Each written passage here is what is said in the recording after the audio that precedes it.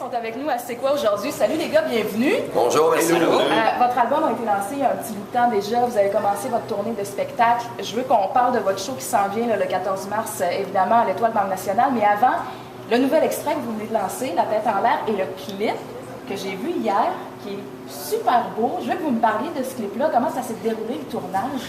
Écoute, en toute simplicité, avec des amis à Eric, en fait, puis on est fiers de le dire, sans subvention, sans budget aucun, dans une pièce à peu près grande comme celle-là, vraiment avec les moyens du bar.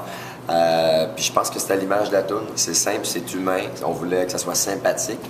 Puis on était dû aussi pour montrer, juste montrer à notre monde que la bonne humeur est toujours dans le groupe, que ça va bien, à l'image de ce que la chanson raconte. Puis on est bien contents. D'ailleurs, on peut les plugger, je pense, parce qu'ils nous ont rendu service. C'est la gang de Skycron. On remercie beaucoup. S'il y avait plus de monde de cœur de même dans ce milieu-là, l'industrie se porterait que mieux. Mais tu disais pour montrer au monde que ça va encore bien, parce qu'il y a tellement eu de rumeurs, de séparation et tout ça. C'est faux, tout ça. Ben oui, on a toujours dit, quand Steve est parti solo, c'était une entente qu'on avait toute la gang ensemble. On était les trois plus grands fans de Steve. Après ça, on s'est jamais vraiment séparés. Finalement, on a continué à se voir. On est 4 chums avant tout. C'était une sabbatique, en fait, l'album solo à la base, qui s'est changé en album solo parce que je suis un workaholic, visiblement. Fait qu'il n'y a pas eu de départ, il n'y a pas eu de retour non plus. Et voilà. Est-ce qu'on peut faire même un lien entre ce vidéoclip-là et le titre de l'album, qui est Le Vrai Monde? Ben oui, assurément. Mais est-ce que je vous laisser répondre? Moi, je vais avoir l'air du gars qui veut toujours parler. Ben absolument. En fait, l'album est arrivé avec... Steve est arrivé avec un thème, même une chanson qui était Le Vrai Monde, qui représentait bien Caïn. Puis en partant, le premier vidéoclip, on voulait que ça représente un peu ça, un peu l'album, le peuple. On parle des vraies affaires de la vie. Justement, on n'a pas changé. On est encore ensemble aujourd'hui. On est encore le même monde qu'on était. On vient de la même place que tout le monde, puis on fait sans prétention, on a encore du fun noir à faire ce qu'on fait. Puis c'est un peu, même si on n'a jamais été un groupe qui est socialement engagé dans les propos des textes, Le Vrai Monde est un peu une prise de position, dans le sens que nous, on a toujours chanté la langue des ouvriers.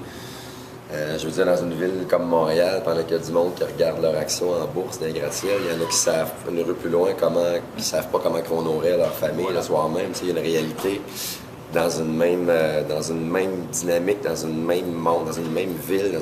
Donc, on a choisi notre camp assez tôt, puis c'était important pour nous autres de respécifier d'où on venait et à qui on s'adressait. Comment ça va, la tournée, jusqu'à maintenant?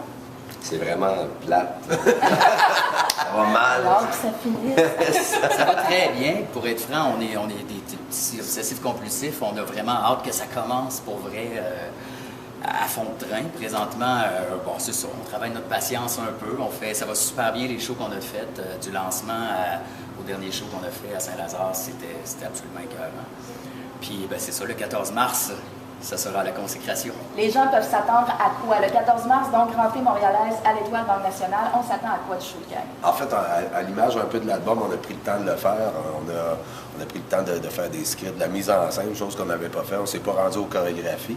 Il y a quand même un décor, des projections, des affaires qu'on ne se rendra pas là non plus. J'aurais aimé ça, voir ça. Vous n'avez pas préparé quelque chose? Tu ne veux pas voir ça. Tu veux pas voir ça. Donc c'est rafraîchissant. On a revisité les anciennes chansons. Toutes les chansons qui nous ont fait connaître sont là. Le nouvel album, on en joue à fond de train. Puis on a vraiment hâte de... En fait, tout ce qu'on a fait à la date en show va bien se transmettre, je pense, dans l'image de Caïn qu'on connaît. Puis réellement, ceux qui ont vu le show, que ce soit 6, 7 fois, 8 fois, ils vont vraiment trouver un solide renouveau. Mec, ils vont être sûrs, ça va être un peu comme leur premier show. Tout en se reconnaissant là-dedans, s'il y a des fans de longue date, ils vont pas avoir l'impression. On n'a pas essayé de se réinventer là-dedans, c'est pas ça que les gens vont voir non plus. Mais oui, on a rajouté, surtout aussi avec l'aide de Pierre Duchesne, réalisateur, on a rajouté une petite coche de plus à la vision musicale. On parle toujours de grandes rentrées montréalaises, puis ça a toujours l'air bien stressant pour les artistes. Est-ce qu'il y a vraiment une différence entre le public montréalais et le public ailleurs au Québec? Non, c'est... en tout cas, c'est un mythe, en fait. Un show est un show. C'est la raison de vivre de cette band-là. C'est un gros party, ça reste un gros party. On est parmi le monde et non au-dessus d'eux autres, sans prétention, avec la passion collective qu'on a les quatre, que ce soit à Pointe-Égamour ou à Montréal. C'est le même show, le même échange, puis ça restera toujours ça. Il y a pas... je pense que c'est les gens qui grossissent ça, comme grossir le mythe qu'il faut déménager à Montréal, qu'on commence une carrière ou peu importe. Les autres, je pense qu'on les prenne nos racines. Puis que ce soit la provenance, peu importe la Marquant provenance. de votre carrière, est-ce qu'il y en a un qui s'est démarqué des autres? Moi, c'est Aerosmith avec Motley Crue en première partie.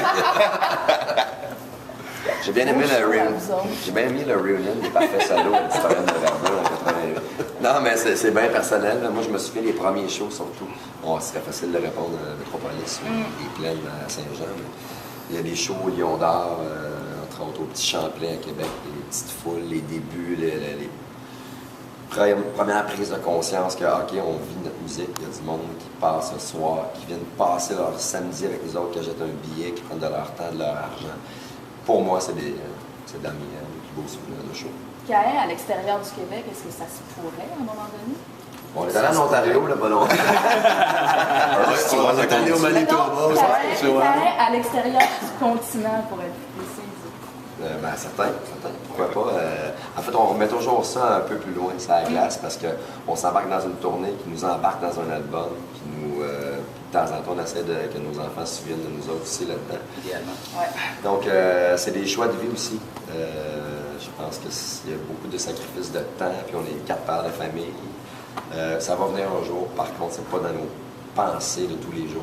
Tout est possible. Absolument. Tout est Les possible. gars, le mot de Cambronne pour votre show le 14 mars, Merci. c'est donc à l'Étoile Banque Nationale. On le rappelle, toutes vos dates de show sont sur votre site internet, caen.ca. Et un clip sur la page Facebook aussi, elle est flambant neuf de 2 jours. Ouais. Et les dates sont là aussi. Puis vous pouvez nous jaser, on n'est pas sauvage.